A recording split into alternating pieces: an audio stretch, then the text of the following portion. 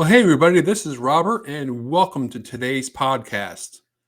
Now, on today's podcast, we're going to take a look at a recently diagnosed human rabies case in Ontario, Canada. Now, according to health officials with the Brant County Health Unit, they reported the confirmation of a human case of rabies in a resident of Brantford, Brant. Now, the suspected exposure of the case was from a bat in the Gauganda area of the Timiskaming region. According to officials, as of Friday, the individual is currently being hospitalized. So, to give you a little bit of a picture of the location of this case, um, here's a map. You can see the province of Ontario. Ontario is south of the Hudson Bay, north of the Great Lakes in eastern Canada. And to get a more specific view of Brant County, which is actually a city in southern Ontario, you can see it, it's in the red. It's about 100 kilometers from Toronto and about 450 kilometers from the capital of Ottawa. Now, there has never been a confirmed case of rabies, human rabies, in a Brantford, Brant resident prior to this recent case. Now, Ontario's last domestic case of human rabies occurred in 1967. And there have been 26 human cases in Canada since 1924. And you can see that about half of them were from Quebec, 7 from Ontario, and the rest from 4 other provinces.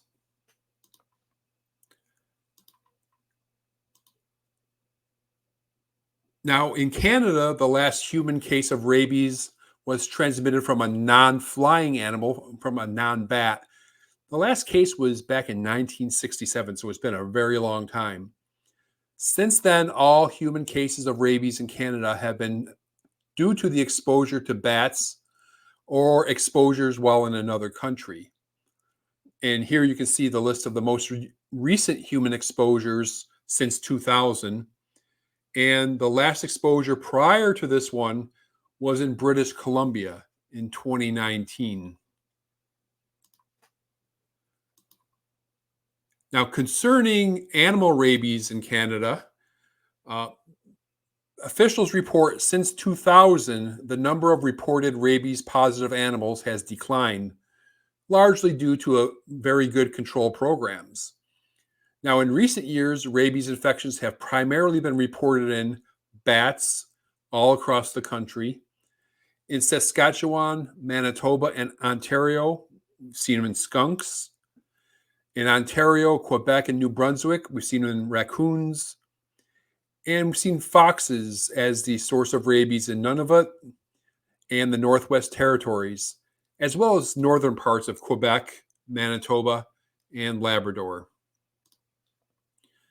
Now, as far as total rabies cases in animals in 2024, so far there's been 42 total cases, and the vast majority, 36 of them, have been in bats. So let's go ahead and flip over to some rabies information just to give you an overview of this incredibly lethal disease. Now, rabies is an acute viral infection that is transmitted to humans or other mammals, usually through the saliva from a bite of an infected animal. It is also rarely contracted through breaks in the skin or contact with mucous membranes. And then there's a few other very, very rare types of transmission. Now, according to the Control of Communicable Diseases Manual, all mammals are susceptible to rabies. Raccoons, skunks, foxes, bats, dogs, coyotes, and cats are the likely suspects. Other animals like otters and ferrets are also considered high risk. Now, mammals like rabbits and squirrels and rodents are rarely infected. Typically, these type of animals, they are usually killed before they can actually contract rabies from the predator. How do infected animals appear? Well, they can appear very aggressive, attacking for no reason. Some may act very tame. They may look like they are foaming at the mouth or drooling because they cannot swallow their saliva. Sometimes the animal may stagger, but this can also be seen in distemper. Not long after this point, they will die. Most animals can transmit rabies days before showing symptoms. So, what kind of symptoms do you see in humans?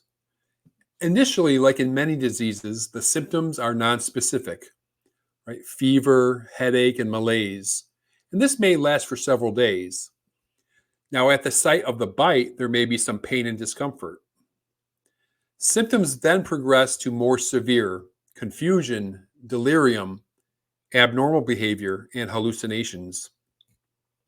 If it gets this far, the disease is nearly 100% fatal. So, what should you do if you're bitten by a wild animal or an unknown domestic animal? First, you should clean the wound well with soap and water for 5 to 10 minutes. This will help reduce the chance of getting other bacterial infections, and some studies show that it can reduce the likelihood of getting rabies. Then contact your healthcare provider. Go see your family physician or go to the emergency room. Though it's technically not a medical emergency, it's very important to seek medical attention very quickly, though, so proper and timely treatment can be given.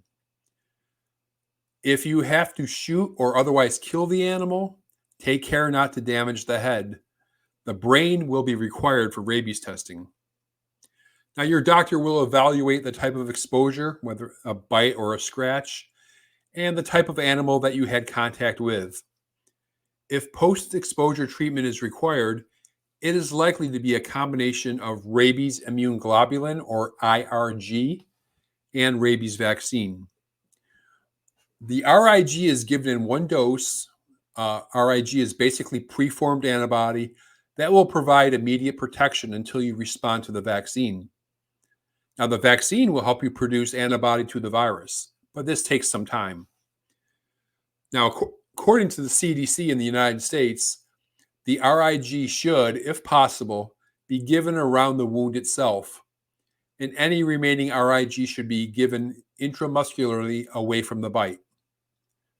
Rabies vaccines, it's not like the old days when it used to be like 20 shots in the stomach. Now it's 4 shots in the shoulder area and a possible 5th shot if you have a confirmed or suspected immune disorder.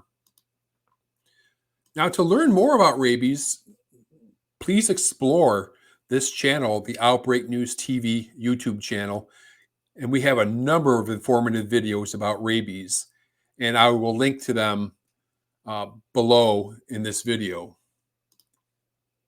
And if you like this video, if you like the channel, subscribe, like the video, comment below, share it with your friends. And I'll see you next time on Outbreak News TV.